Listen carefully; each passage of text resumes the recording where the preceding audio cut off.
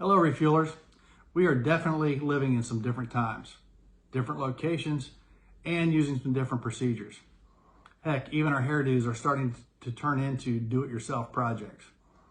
Even the video that I'm bringing to you today, I'm bringing to you without the benefit of my public affairs staff and from an alternate location here in my garage.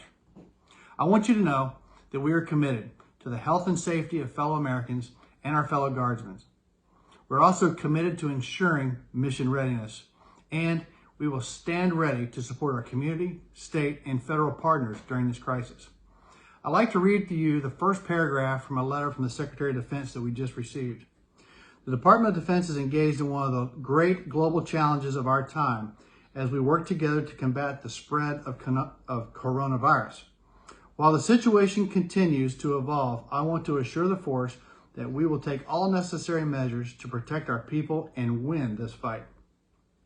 As we aggressively respond to this pandemic, my main priorities remain protecting our troops, DoD civilians and their families, safeguarding our national security capabilities, and supporting President Trump's whole-of-nation response. Specifically at the 117th, your leadership team is doing everything to minimize the impact of COVID-19 to airmen and families. Yes, we do have cases within the Alabama Air National Guard, and by minimizing physical contact, we will also minimize the adverse impact to airmen, families, and ultimately mission.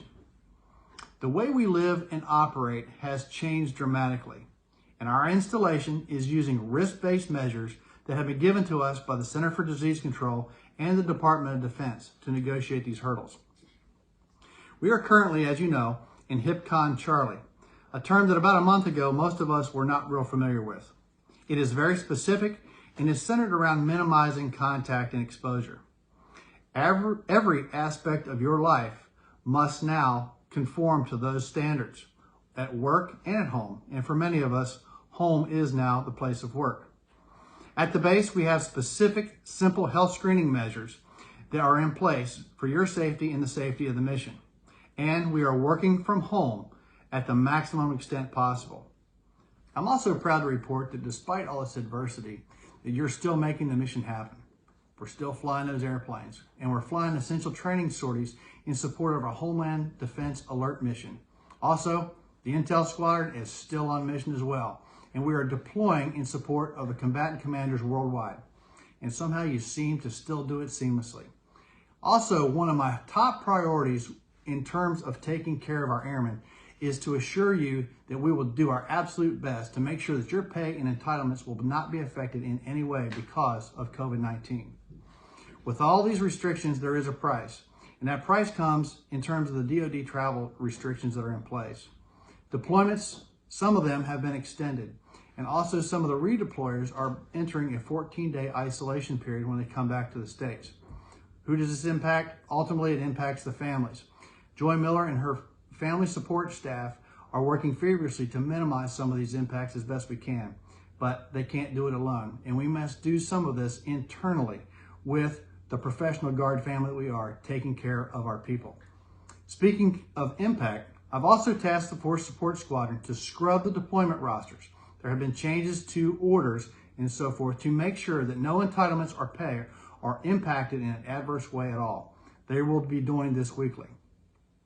Also, in terms of taking care of people, I have tasked all the leaders and supervisors should be making daily contact with our full-timers and weekly contact with our part-timers to make sure that they're getting the most up-to-date information.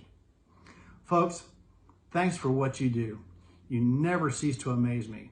Your dedication, your innovation, and your attitudes are absolutely stellar. Refuelers, you've actually trained for this. This is a real world ATSO event. And frankly, we are demonstrating our ability to survive and operate against a silent yet invisible adversary. It's not about being a specific scenario, it's about a way of thinking, and you have been prepared to do this. Let's maintain that deliberate physical distance, strong social connection, which will give us an operational lethality.